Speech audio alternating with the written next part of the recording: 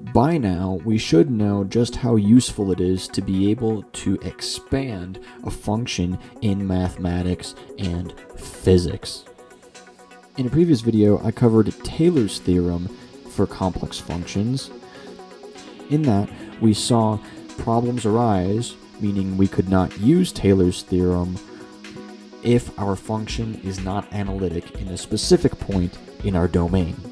Luckily, there is a way to still expand that function. This is complex analysis by a physicist, and today we're going to be going over Laurent's theorem.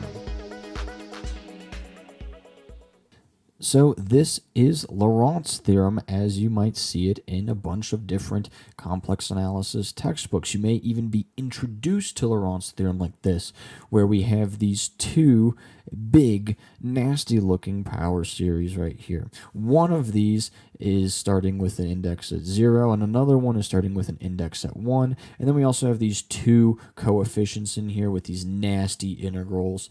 And most of you might only learn this form of Laurent's theorem, but I do not want you to use this form of Laurent's theorem because the problem is it is overly complicated. We can simplify this down into a much simpler form for Laurent's theorem, and I don't even want to introduce Laurent's theorem or explain Laurent's theorem to you with this way. If you want to see how I can simplify this down, let me know in the comments and I'll do a separate video on that.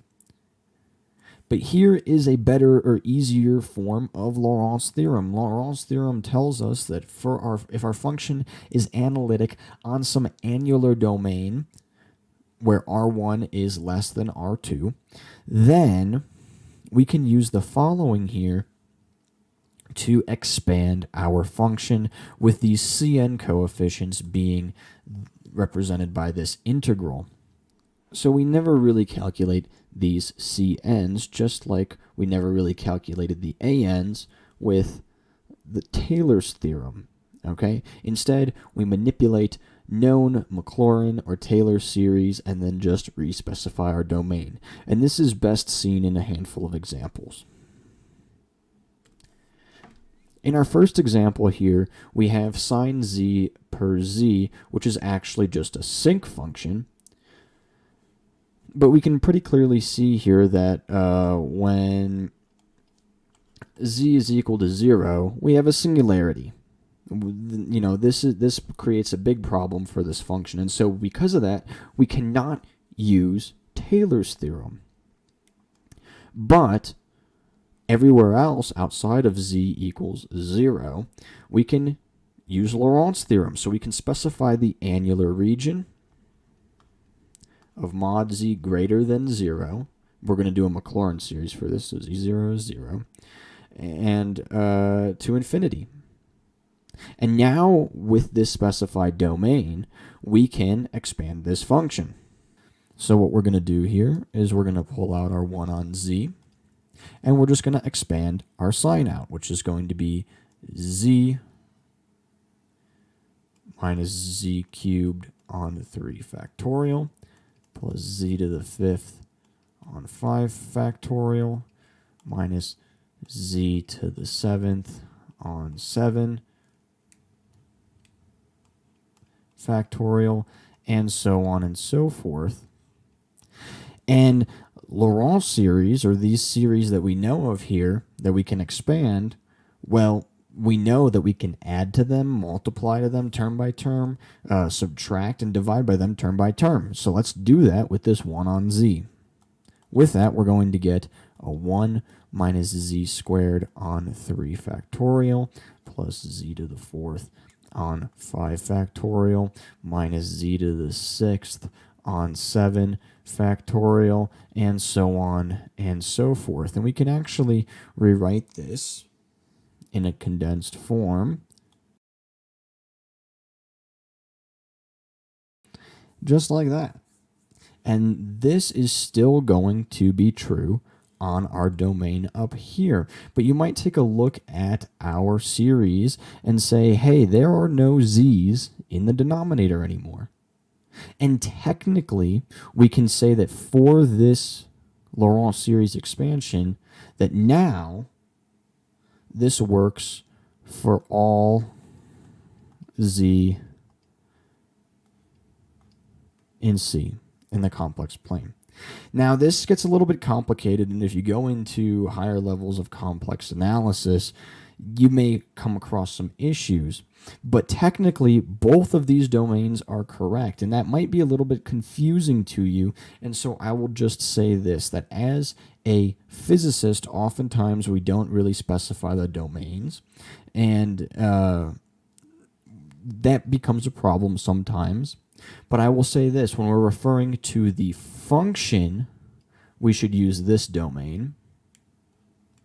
And when we're referring to the expanded series, we can refer to this domain. Technically, you could refer to both of these, but it gets a little bit tricky and a little bit finicky. I don't particularly want to get into all of that math, and because this is complex analysis by a physicist, just follow my guidelines of use this domain, or when referring to this function, use this domain, and referring to this function or the expanded form of the function, refer to this domain, or you could refer to that domain. In our second example here, we have e to the 1 per z, and you're going to find this example actually all over the internet and in a bunch of complex analysis textbooks because it is so useful. Obviously, again, for z equals 0, we have a problem with this function. And based on that, we cannot apply Taylor's theorem to it. So we have to use Laurent's theorem, again, for the same domain as last time, mod z greater than 0, but less than infinity, not r. And just like with Taylor's theorem, and just like with before, we can use a known power series, which is e to the z, which is going to be 1 plus z squared on 2 factorial, plus so on and so forth.